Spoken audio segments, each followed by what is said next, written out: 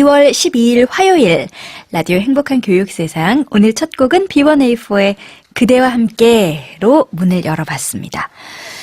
우리가 살아가는 데 있어서 가정에서도 학교에서도 회사에서도 사회에서도 규칙과 룰이라는 건 참 중요하죠.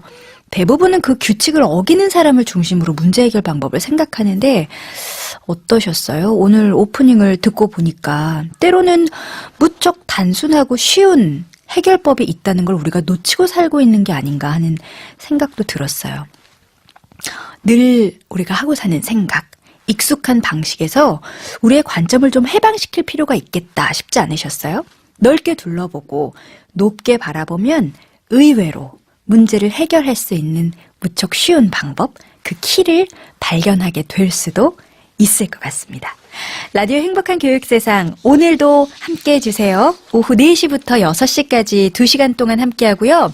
인터넷 홈페이지 라디오 행복한 교육세상 들어오셔서 고민상담 게시판에 여러분들의 고민, 요즘 상황 올려주시면 저희가 소개해드리고 전문가 선생님들과 함께 상담해드립니다. 물론 방송 중에도 여러분께서 문자와 반디로 참여하실 수도 있어요. 짧은 건 50원, 긴 건 100원의 유료 문자 샵 1045, 반디와 카카오톡 플러스는 무료입니다.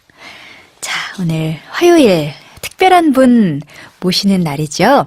신간 엄마의 첫 심리 공부라는 책을 펴낸 심리학 칼럼니스트이시자 심리상담센터 누다심을 운영 중인 강현식 대표님이신데요. 오늘 많은 얘기 나눠주실 거예요. 오늘도 역시 여러분들의 사연, 세 분의 고민 사연 준비되어 있는데 엄마 요가, 아빠 요가, 또 자녀 교육까지 다양한 이야기들, 선생님의 경험을 녹여서 여러분의 고민에 상담해 드리겠습니다. 노래 한 곡 듣고 와서 여러분께 처음 소개해드리는 강현식 대표님 바로 만나볼게요. 015B입니다. 신인류의 사랑. 015B 신인류의 사랑 전해드렸습니다. 자, 라디오 행복한 교육세상 오늘 화요일 시간을 함께 해주실 새로운 전문가 선생님 모실게요. 심리상담센터 누다심 강현식 대표님 모십니다. 어서 오세요. 안녕하세요. 누다심의 심리상담센터 대표이자 심리학 칼럼니스트로 활동하고 있는 강현식입니다. 어서 오세요. 네, 반갑습니다. 마치 소개하시는 건 무슨 아이돌 그룹이 소개하시는 것처럼 아, 그래요? 목소리도 너무너무 맑으시고요. 감사합니다. 네, 반갑습니다. 네. 혹시 저희 라디오 행복한 교육세상 방송 들어본 적은 있으신지? 제가 이 시간이 네. 항상 아이들과 함께 뒤치다거리를 하고 있는 네, 시간이라서 네. 사실은 들어본 적은 없습니다. 아, 그래요? 네. 혹시 그러면은 장안의 화제거든요. 혹시 상담 선생님들 사이에서 이 프로그램이 뭐 이렇게 좀 입소문이 났다거나 뭐 그런 거 뭐 못 들어보셨어요? 아니요, 들어봤습니다. 입소문이 많이 났다고 해야 될 것 같네요. 아, 어쨌든 너무 반갑고요. 네. 아마 지금 우리 그 대표님하고 이야기를 듣다 보면 또 나오겠지만 대표님께서는 우리 두 아드님을 직접 네. 그러니까 주 양육자의 네. 역할을 맡고 계시기 때문에 아마 오늘 청취자 여러분들께 해주실 말씀, 해주실 이야기들이 무척 경험이 녹여져 있고 또 생생한 많은 분들이 공감할 수 있는 그런 이야기들을 함께 나눠주실 수 있을 것 같아요. 오늘은 보이는 라디오가 아니어서 아마 청취자 여러분들께서 선생님 어떤 느낌을 갖고 계실까 궁금하실 것 같아서 제가 조금 설명을 드리자면 마치 어린 왕자? 감사합니다. 어린 왕자. 그리고 혹시 기억하실까 모르겠는데 저 어릴 때 지금은 이제 TV에서 잘 보이지 않으시지만 이덕진 씨라는 그 가수분이 계셨어요. 선생님 혹시 아실만한 안 계신데. 아니요. 왜 그러세요? 그 나이대가 제가 한참 어린 것 같아서 잘 모르겠다고 해야 될 것 같은데요. 근데 그런 분이 계셨어요. 네. 그 굉장히 인기 많으셨던 이렇게 노래하셨던 그 테리우스라는 별명. 네. 알고 있으셨던, 있어요. 네. 네. 그 느낌이 이제 쫙 나가지고, 네. 청취자 여러분들께 어떻게 하면 좀 소개를 해드릴 수 있을까, 딱 생각이 났습니다. 혹시 마음에 드시나요? 감사합니다. 너무 부드러우세요. 네. 그래서 저도 오늘 선생님과의 대화가 기대가 됩니다. 부모 교육, 자녀 교육, 직접 하고 계시고요. 또 아빠 육아책 많이 내셨고 또 강연도 이 분야에 대해서 많이 하고 계신데요. 조금 전에 말씀드렸던 것처럼 두 아드님을 그 케어하시는 주 양육자세요? 그러니까 어머니께서 그 아이 어머니께서 이제 일을 하시는 워킹맘이신 거죠? 네. 네. 그래서 이제 아내도 이제 육아휴직 하는 기간에는 이제 아내가 제가 그때는 좀 더 경제 활동을 하고 네. 이제 지금은 이제 아내가 다시 복직을 해서 네. 이제 일을 하고 있기 때문에 근데 저는 프리랜서로 활동을 하고 있어서 제가 아이들 아침에 학교 보내고 학교 끝나면 이제 뭐 간식 챙겨 먹이고 학원 이제 보내고 오늘도 이제 아이들 학원 보내고 네. 오늘하고 좀 늦을 뻔했어요. 아, 그러니까 우리 그 청취하시는 어머님들의 스케줄하고 거의 비슷하신 것 같아요. 네, 그렇죠. 지금. 그렇죠. 네. 네. 그러면 하루 일과는 어떻게 되세요? 선생님은 센터에도 가셔야 되고 강연도 네. 하시고 그러시잖아요. 그래서 이제 아침에 아이들 밥 먹이고 학교를 보내면서 저도 이제 같이 나가요. 나가서 센터에 가서 오전 스케줄을 소화하고 네. 제가 집에 오면 한 2시 정도가 되거든요. 그럼 이제 둘째가 이제 저보다 조금 일찍 올 때도 있고 비슷하게 올 때도 있는데 이제 그때 아이 챙겨서 간식도 먹이고 좀 있으면 또 이제 첫째가 오고요. 네. 그럼 아이들 한 명씩 또 학원 데려다 주고 끝나고 또 데리고 오고 그럼 이제 저녁 때 되면 이제 아내가 이제 퇴근할 때쯤 됐을 때 제가 이제 저녁에 센터에 일을 나가거나 혹은 뭐 저녁 때 외부 강의 바톤 터치 하시는군요. 그럼 바토턴치하고 저는 이제 나가서 네. 또 스케줄 소화하고 네. 이제 집으로 저녁 때 돌아오고 그럽니다. 무지하게 바쁘십니다. 무지하게 바쁘십니다. 그러니까 아침 저녁으로는 일을 하시면서 중간에 아이들 네. 케어를 엄마의 역할을 아빠가 하고 계시는 거잖아요. 엄청 바쁘시네요. 사실 제가 이제 심리학 공부를 하고 심리학자로 많은 사람들을 만나면서 예.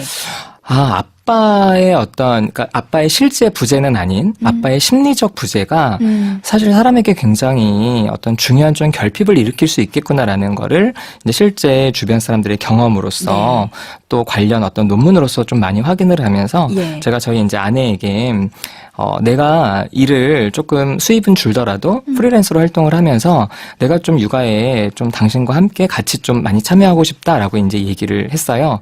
그랬더니 이제 아내도 아내 역시 이제 아버지가 워낙 무섭기도 했고 이 아버지의 어떤 따뜻한 그런 경험이 없었기 때문에 제가 그렇게 얘기했을 때 아내도 좋겠다. 그렇게 한번 해보자. 네. 그래서 지금 13년 동안 아내와 함께 또 지금은 이제 아내가 이제 일을 하니까 예. 제가 지금은 조금 더 아이들과 함께 많이 있는 그런 상황입니다. 몇 년쯤 됐을 때 약간 위기가 왔었나요? 사실 제가 아내가 이제 지금 뭐 이제 육아휴직을 이제 하다가 이제 복직을 하면 제가 또 이렇게 전적으로 맡게 되잖아요. 예. 그래서 이제 지금은 조금 익숙해졌는데 네. 초반에 아내가 육아휴직 2년 하고 복직했을 때 이제 제가 전적으로 그때 저희 첫째 어렸을 적에 4살 때 그때 이제 저희 아이 뭐 어린이집 보내고 데리고 오고 이렇게 있으면서 네. 우울증이 왔어요. 그래서 그 엄마들이 예전에 어떤 어머니가 그런 얘기를 하셨거든요. 뭐 자기는 둘째를 절대 안 낳겠다. 그래서 왜 그러세요? 그랬더니 자기는 감옥에 gat히기 싫다. 그 아이와 함께 그 아파트 안에 갇혀서 있는 삶이 너무 힘들다. 이렇게 네. 얘기를 하셨는데 사실 그때는 제가 고우울증을 겪기 전이어서 뭐 저도 이제 옆에서 이제 아내랑 같이 있으니까 이해는 되지만 사실 제가 혼자서 이 육아를 전적으로 담당해야 되는 그 상황을 겪으니까요. 그 엄마들의 그 우울함과 이게 너무 이해가 되는 진짜 거예요. 세상하고 단절이 되죠. 네. 그래서 또 아이도 워낙 어리고 해야 되니까 잘 보살펴야 되고 또 이제 말도 안 통하고 떼쓰고 그런 모든 것들이 너무너무 스트레스여서 진짜 저는 그 아이가 사실은 이쁘지가 않더라고요. 그때는 정말 진짜 왼수 같고 내가 힘드니까요. 그렇죠. 내가 아프고. 그렇죠. 네. 그래서 저는 이제 그런 과정들을 다 겪으면서 정말 육아를 전담하는 소위 말해서 우리가 육아 독박이라고 하는 그걸 하시는 엄마들이 얼마나 힘든지가 너무 이해가 잘 됐던 예. 그 위기가 좀 많이 왔었던 때가 있었어요. 그러셨구나. 아니 정말로 저희 프로그램 같은 경우에는 이제 종일 세상하고 단절된 채 살아오시다가 요 시간대에 겨우 이제 아이들 옆에서 이제 데리고 와서, 예, 그러고 와서 세상하고 소통하는 방법이 딱 유일하게 요 프로그램이다라고 하시는 어머니들 많이 계시기 그렇겠네요, 때문에 진짜. 아마 오늘 선생님의 이야기가 어머니들에게도 참 많은 공감이 될 것 같다는 생각이 들어요. 그럼 이제 강연장에서도 어머님들도 만나시고 아버님들도 만나시는 거죠? 네, 제가 이제 아빠 양육에 대한 책도 썼기 때문에 이제 아빠들 대상으로 강의도 좀 많이 초청을 받고요. 네. 아무래도 좀 이제 낮 시간은 주로 이제 엄마들 대상으로 부모 교육을 많이 하러 가는데 사실은 딱 부모 교육을 하러 가면요. 엄마들 표정이 안 좋아요. 그래서 처음에는 잘 이해가 안 됐어요. 제가 어쨌든 책도 냈고 저도 이제 주 양육자인데 그래서 가서 이제 강의를 하는데 엄마들 표정이 안 좋은데 그 안 좋은 건 어떤 느낌이 안 좋은 거예요? 그러니까 딱 저를 보고 미심쩍은 이런 거. 네네 좀 뭐 너 누구니? 너 뭐 네가 뭘 알아? 이런 느낌인 육아를 거예요. 알아? 약간 이런 느낌이신 거죠? 그래서 이제 제가 그때는 좀 헷갈렸는데 네. 강의가 끝나고 어떤 분이 와서 저한테 조심스럽게 묻더라고요. 선생님 근데 선생님 혹시 아기 있으세요? 이렇게 묻는 거예요. 제가 그때 그걸 듣고 뭔지 알겠다. 이 엄마들께서 제가 좀 뭐 제 입으로 말하겠지만 제가 동안이니까 네. 저를 보시고 너가 뭐 너는 뭐 애라도 키워봤니? 그러니까 책으로 보고 이야기하는 거잖아. 그렇지. 책상에 맞아요. 앉아서 보고 이야기하는 거잖아. 이렇게 생각을 하시는구나. 그래서 그 다음부터는 제가 부모교육 강의를 가면요, 처음에 아주 자연스럽게 제 이제 뭐 나이나 저희 이제 아이 나이를 이렇게 좀 공개해요. 네. 그럼 이제 엄마들이나 아빠들 표정이 환해져요. 너도 경험해봤구나. 우리 세계에 있는 사람이로구나. 네. 이렇게 이제 안심을 하시고 네. 믿으면서 듣게 되신다는 거죠. 네, 맞습니다. 아유, 그렇군요. 누다심 선생님이 운영하고 계시는 센터 이름이에요. 네. 무슨 뜻이에요, 이게? 이 누다심은요, 네. 누구나 다가갈 수 있는 심리학 그리고 심리 상담의 준말입니다. 선생님께서 지으셨나요? 네. 그러니까 왜요? 이게 약간 조금 이렇게 문턱이 높다고 생각하셨어요? 사실 제가 처음에 심리학 공부를 하려고 했던 때가 20년 전인데요. 이제 그때만 하더라도 제 주변 사람들은 제가 심리학 전공한다 그러면 도대체 뭐 배워? 그거에서 뭐 해? 이런 얘기도 되게 많고요. 네. 그러니까 지금은 그래도 심리학 책도 꽤 많고 심리 상담센터도 많지만 그때만 하더라도 이 심리학도 잘 모르고 심리 상담? 야, 그거 하면 뭐 도움이나 돼? 이렇게 생각하시는 분들이 많아서 제가 이제 그때 마침 대학원을 졸업하고 제가 그 책을 낼 수 있는 기회가 왔었어요. 네. 그랬을 때 제가 심리학은 진짜 체계적인 인간에 대한 학문이고 또 심리학자들은 인간의 여러 문제들을 제대로 도울 수 있는 전문가들인데 대중들의 인식이 너무 없구나. 그렇다면 나한테 기회가 왔으니까 내가 사람들에게 심리학을 좀 더 쉽고 재미있고 정확하게 알려야겠다. 네. 이런 생각이 들면서 그때 이제 실명보다는 제가 좀 필명으로 예. 제 정체성을 좀 드러낼 수 있는 필명을 쓰고 싶어서 고민하다가 이렇게 누구나 다가갈 수 있는 심리학, 심리상담이라는 말의 준말을 생각해냈죠. 네. 선생님께서 강연뿐만 아니라 이제 칼럼, 책을 통해서도 많은 분들하고 이야기를 나누고 계신데요. 주로 어떤 책들 쓰는 되게 많아요. 직접 좀 소개를 해주신다면요? 제가 냈던 책들 중에 한 부류는요, 역사와 심리학을 이렇게 콜라보레이션해서 쓴 책이 있어요. 재밌겠다. 그래서 뭐 심리학으로 보는 조선왕조실록, 심리학으로 보는 로마인 이야기, 그리고 뭐 누다심의 심리학 블로그는 이 역사 내용 반, 심리학 내용 반 해서 이제 쓴 책이고요. 그리고 또 이제 심리 일반, 그러니까 좀 뭐 저는 심리학이 처음인데요. 꼭 알고 싶은 심리학의 모든 것, 그리고 뭐 제 마음도 괜찮아질까요? 그래서 이제 심리학의 전반 혹은 네. 심리 상담에 대한 소개하는 책들도 있고요. 그리고 육아서가 있습니다. 그래서 제가 직접 육아 경험하면서 아빠 양육에 대한 네. 것들을 좀 정리해야겠다 싶어서 뭐 아빠 양육, 아빠 효과, 그리고 뭐 자녀를 잘 키우는 16가지 심리 법칙 뭐 등등등 이런 책들이 좀 있습니다. 그렇군요. 그 자녀분을 이제 아빠가 직접 케어를 하고 계시잖아요. 혹시 그래서 다른 아이들과는 조금 더 다른 점? 특별한 점?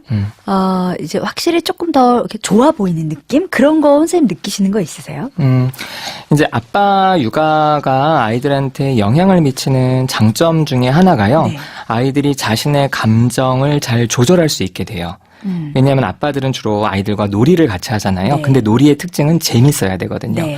그래서 애들을 재밌게 하면 애들은 또 감정적으로 너무 이렇게 붕 뜨잖아요. 그럼 또 아빠들은 아이의 어떤 너무 지나치게 각성된 감정을 확 잡아서 다시 차분하게도 만들고 하는. 그래서 이제 저도 아이랑 놀면서 아이랑 막 장난치고 놀다가 아이가 너무 좀 약간은 좀 예의가 없게 저한테 하거나 동생한테 하거나 혹은 규칙을 막 안 지키고 하면은 저는 그때 좀 더 좀 강하게 그건 안 돼. 그럼 아이가 또 약간 또 긴장해서 그럼 아빠 어떻게 해? 하면서 감정적으로 아이가 감정을 많이 느끼기도 하고 조절하기도 하는 네. 이런 과정들이 이 뭐 저라서 그런 게 아니라 아빠들이 육아에 참여했을 때 애들이 자연스럽게 경험하게 되는 것들이에요.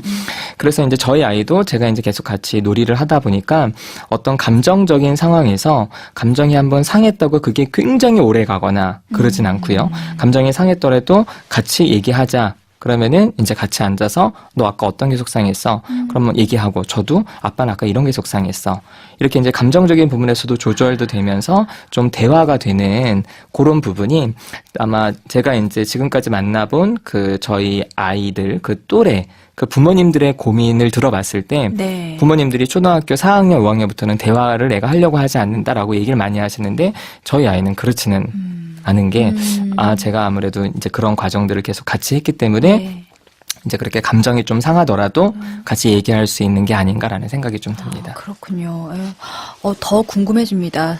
선생님께서 말씀하시는 여러분의 고민에 대한 해답, 어떤 이야기들을 주실지 기대가 돼요. 말씀을 듣다 보니 더 그렇네요.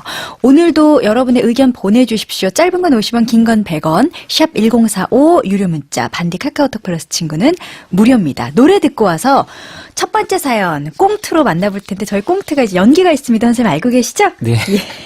기대할게요. 자, KCM 난 너만 있으면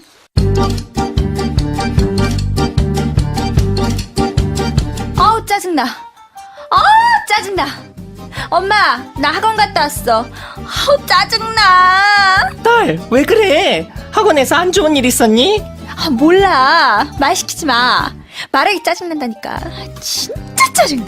자꾸 짜증만 부리지 말고 왜 그러는데? 학원 선생님이 짱나게 하잖아. 자기가 뭔데 나한테 이래라 저래라 하냐고. 어머, 딸, 무슨 말을 그렇게 하니? 선생님한테 혼난 거야? 아니, 글쎄 내가 숙제 좀 안 했다고 잔소리를 해대잖아.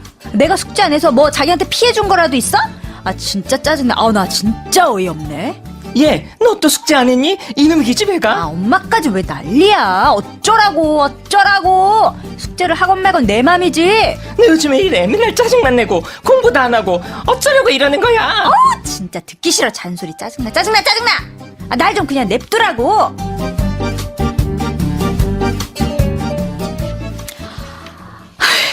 선생님 너무 잘하셨어요. 좀 어려우셨어요? 라디오에서 이런 거 처음 해봤어요. 난 전문가인데. 재밌으셨죠? 네. 자, 느다심 강현식 대표님과 함께 하고 있습니다. 첫 번째 사연 익명 요청하셨고요. 딸이 갑자기 성적도 떨어지고요. 반항하고 말도 영 안 듣는데요. 엄마 고민이 깊으신데 그 사연을 제가 자세히 소개해 드릴게요.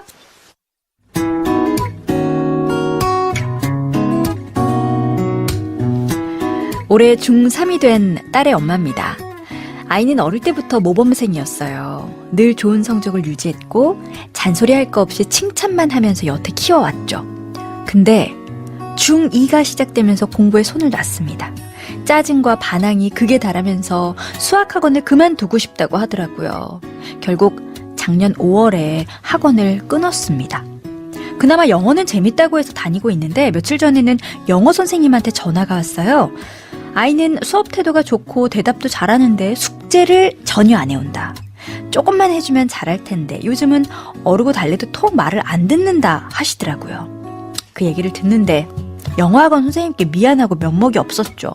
오늘은 학원 선생님한테 야단을 좀 맞았는지 집에 와서는 기분이 안 좋다고 영어학원도 안 가겠답니다. 수학학원 안 보내보니 성적 떨어지는 거 순식간이더라고요. 옆에서 잔소리 해가며 아무리 꼼꼼히 챙겨봐도 한 번 그만두니 다시 시작할 생각을 안 합니다. 영어는 달래고 윽박질러서라도 보내야겠죠? 예쁨도 많이 받고 자랐는데 도대체 무슨 바람이 든 건지 이렇게 공부에 손을 놓아버릴지는 몰랐습니다. 말 잘 듣고 착하던 아이가 이러니까 저도 애 아빠도 속이 시커멓게 타들어가요. 엉엉 울어도 받고요. 이젠 담임선생님한테 전화만 와도 심장이 쿵 하고 떨어집니다. 부모가 좀 내려놓고 기다려야 하나 싶다가도 그러면 아예 공부를 포기하고 애가 계속 놀까봐 두려워요.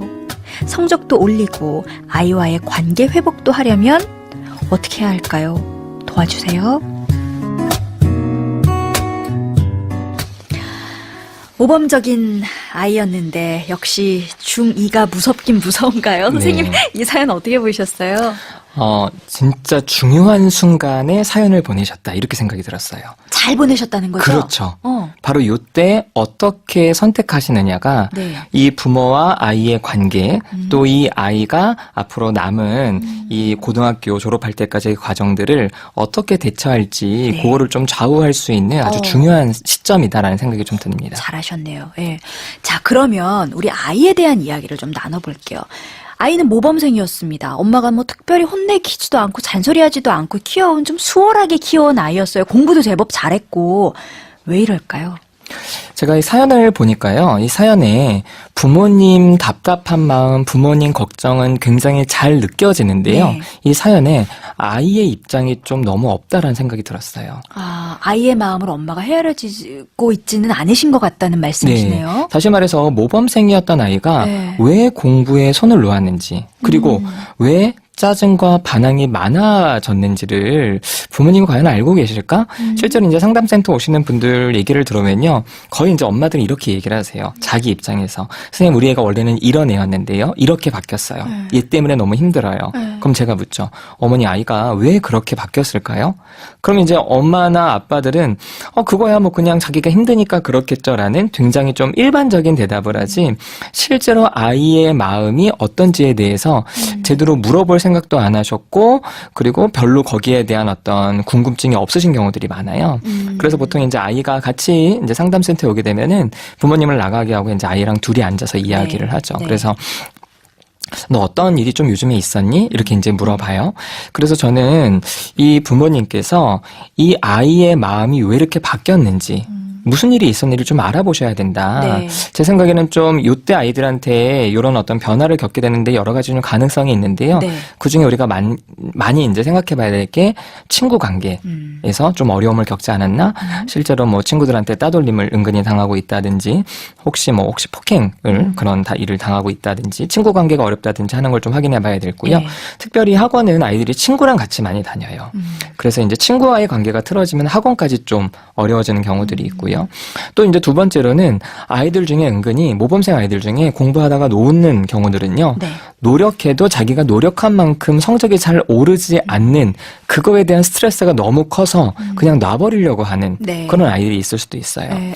그리고 또 이제 셋째로는 뭐 형제 관계나 부모와의 관계 등 자기가 가장 가까이 지나는 어떤 그런 가족들과의 어떤 불편함 때문에 아이가 이렇게 좀 짜증이나 반항이 많아졌을 수도 있기 때문에 먼저 이런 부분들을 좀 부모님들이 확인을 좀 해보셔야 되겠다라는 네. 생각이 듭니다. 가장 자주 볼 수 있는 굵직한 세 가지 원인인가 보군요. 네네. 요 세 가지 원인들을 한번 잘 살펴보셔야 되는데, 근데 아이의 마음을 사실은 부모들이 듣고 싶어도 어느 시기부터는 애한테 네 마음이 뭐야? 왜 그래? 애들 말 안 하잖아요. 그렇죠. 예, 그런 부분에 있어서는 또 엄마도 말할 수 있을 것 같아요. 물어봐도 말을 안 해요. 이렇게. 그렇죠. 맞습니다. 보통 이제 요런 어떤 상황이 있는 부모님들이 아이한테 너 도대체 왜 그러니? 라고 이제 물어보면요. 사실 아이들은 얘기를 잘 안 합니다. 네. 그러면 이제 아이들은 얘기를 왜 안 하냐? 엄마의 질문이 그냥 질문이 아니거든요. 자기를 혼내기 위한 질문이라는 걸 딱 아니까요. 몰라 나도 이렇게 얘기를 해요. 네. 그래서 어머니가 진짜 마음을 열고 딸, 나는 네가 걱정이 되는데 너 얘기 좀 해보자. 너 요즘 무슨 힘든 일이 있었어? 엄마가 알아야 될 게 혹시 있어? 엄마는 널 사랑하고 널 걱정이 되는데 널 좀 알았으면 좋겠어. 이렇게 진심으로 다가서 네. 아이의 마음을 좀 열어보시는 거예요. 그럼에도 불구하고 아이가 됐어 엄마랑 얘기하기 싫어 라고 한다면 사실은 이 사연을 보내신 부모님은 지금 가장 우리 아이의 큰 문제는 공부라고 생각하시는데 가장 큰 문제는 공부가 아니라 부모와 소통이 안 되는 게 가장 심각한 문제라고 이 문제를 좀 다르게 보셔야 됩니다. 그렇군요. 지금 어머니께서는 성적 때문에 저에게 사연을 그렇죠. 보내셨는데 선생님께서는 그것보다 시급한 건 엄마와 아이의 관계이다. 그렇죠. 라고 이야기를 해주셨어요. 네. 좋습니다. 우리 음악을 한 곡 듣고 와서 마저 이야기를 나눠볼게요. 김예림 올라이트. 김예림 올라이트 함께 하셨습니다. 자, 오늘은 누다심 강현식 대표님과 함께 하고 있는 화요일 라행새입니다. 오늘 첫 번째 사연은 성적도 갑자기 떨어지고 말도 갑자기 안 듣기 시작하는 우리 중2 딸 때문에 고민이라고 하시면서 어머니께서 사연을 보내주셨고요. 어머니는 사실 지금 아이 성적이 떨어진 것이 가장 큰 고민이시긴 하지만 오늘 선생님께서 말씀하시기로는 지금 아이와 부모 사이의 신뢰 회복, 관계 회복이 우선이다라고 이야기를 하고 계세요. 근데 보통 부모하고 아이하고 점점 멀어지기 시작하는 때가 어느 시기쯤이에요? 초등학교 한 고학년쯤인가요? 뭐 요즘에 뭐 중2병 또 최근에는 초사병 이렇게 예, 얘기를 예. 하잖아요. 이렇게 초등학교 4학년, 중학교 2학년 사실은 이때가 가장 많이 부모랑 틈이 벌어지는 때입니다. 그러니까 이제 부모가 아이를 전적으로 통제할 수 있는 상황에서 아이들이 조금씩 벗어나게 되는 게 보통 초등학교 4학년 때부터고요. 그리고 이제 중학교 2학년이 되면은 본격적으로 2차 성징이 나타나면서 아이들이 신체적으로 많은 변화를 겪게 되거든요. 그리고 이제 호르몬 변화도 굉장히 많기 때문에 또 아이들의 세계관도 굉장히 많이 달라지게 돼서 부모가 이제는 정말 나를 사랑해주는 부모고 내 인생의 전부였던 부모지만 중학교 2학년 정도가 되면요. 그냥 부모도 옛날 사람, 소위 뭐 꼰대, 이제 이렇게 아이들이 부모를 인식하게 돼서 말 안 통하는 사람, 이렇게 인식하게 된 때가 바로 그때라고 할 수 있죠. 그렇군요. 자, 지금 어머니께서 사연을 자세히 적어서 보내주셨는데요. 어릴 때는 안 그랬다. 어릴 땐 이런 아이가 아니었다. 그러니까 정말 잘하는 것도 많아서 늘 칭찬을 하면서 잘하는 아이였다고 해요. 근데 늘 칭찬을 하고 자랐다. 늘 칭찬을 하면서 아이를 키웠다라고 하면 아무래도 부모와 아이 사이의 관계가 어려워지지는 않을 것 같은데 네. 왜 이런 부모님과 아이의 관계조차도 이렇게 어려워졌을까요? 우리 뭐 칭찬은 고래도 춤추게 한다라는 책도 있었잖아요. 네. 그래서 많은 분들이 칭찬은 그냥 무조건 좋은 거다라고들 많이 생각하시는데 사실은 이건 칭찬에 대한 오해가 있는 겁니다. 그러니까 잘한다고 칭찬하면 과연 좋기만 할까? 아니에요. 칭찬을 할수록 오히려 못하게 되는 칭찬의 역설이 존재합니다. 칭찬의 역효과. 그렇죠. 잘한다고 칭찬할수록 오히려 안 좋아지는 그건 뭐예요? 왜냐하면요. 칭찬은 평가를 동반하기 때문입니다. 그러니까 문재희 씨도 여러 이제 활동을 하시면 사람들한테 평가를 계속 들으실 거 아니에요. 그런데 그 평가에서 좋은 평가를 받으셨으면 그 당장은 기분이 좋아요.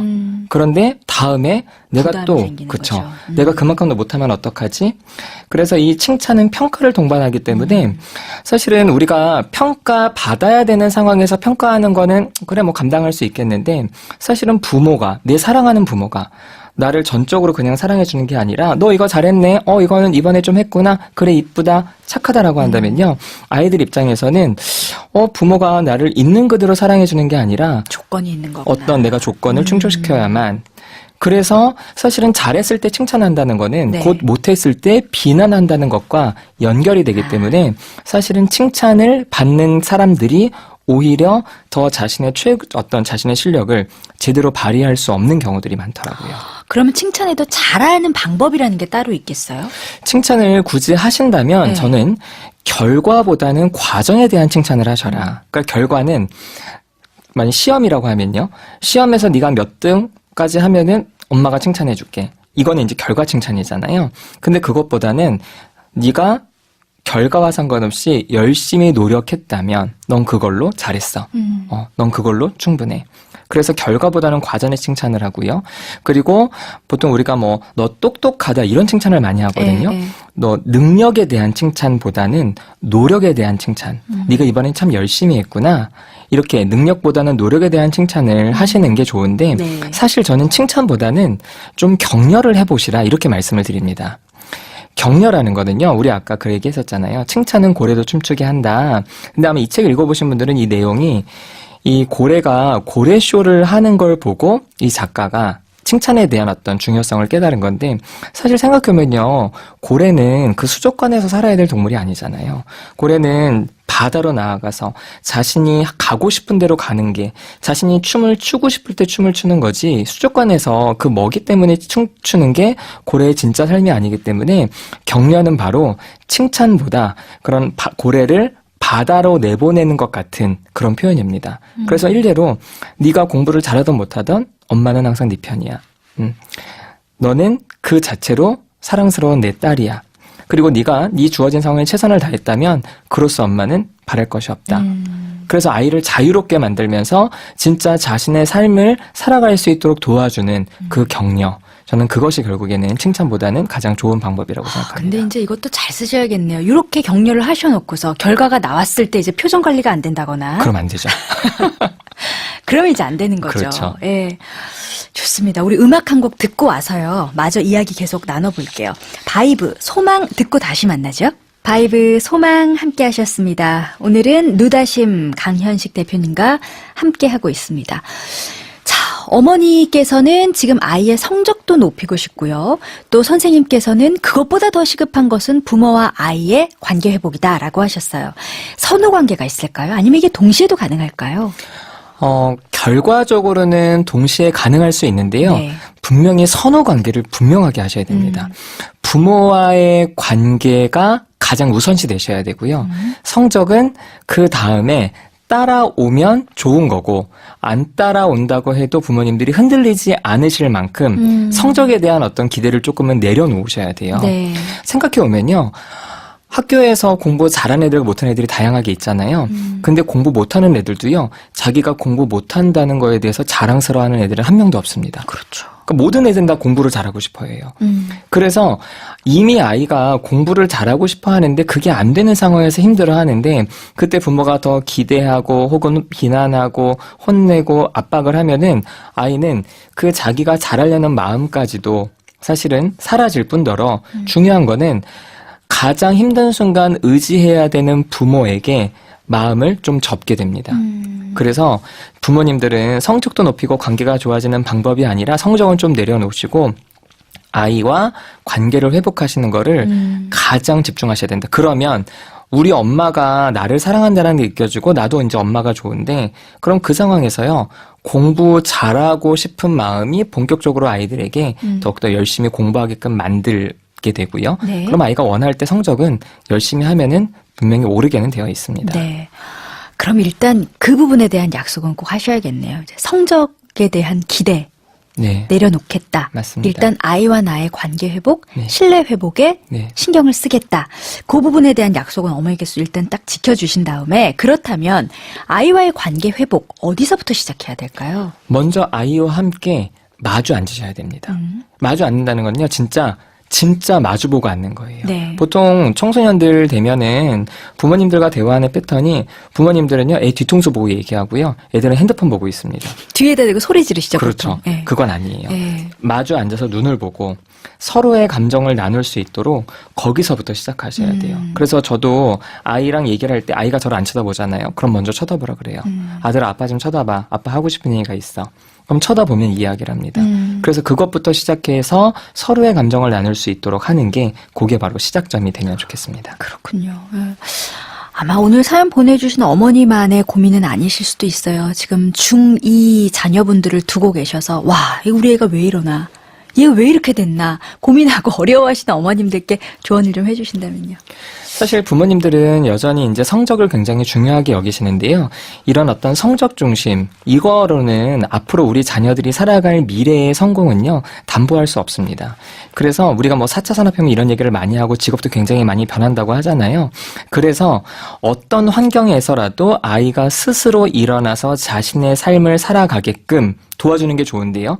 그걸 위해서 가장 필요한 거는 첫 번째로는 소통 능력입니다. 네. 그리고 두 번째로는 자신의 감정을 인식하고 활용하고 조절할 수 있는 우리가 정서지능이라고 하는 그런 감정 조절 능력을 키워주는 게 중요한데요. 이런 어떤 소통 능력과 감정 조절 능력은 학교나 학원에서 가르쳐 줄 수가 없습니다. 이거는 가정에서 부모님과의 관계를 통해서 배울 수 있는 거기 때문에 성적에 대한 부분을 내려놓으시고 자녀와의 관계를 회복하시는 게 실제로 자녀의 미래에 성적이나 이런 것보다 더 크게 아이에게 좋은 영향을 미칠 수 있는 그런 지금 시작이라고 생각하시면 좋겠습니다. 네. 알겠습니다. 오늘 첫 번째 사연 이렇게 마무리하도록 할게요. 박학기 향기로운 추억 1부 끝곡으로 준비했거든요. 이 노래 전해드리고 오늘 함께 해주고 계시는 강현식 선생님과 저 2부에 여러분 고민 들고 다시 찾아옵니다. 잠시만요.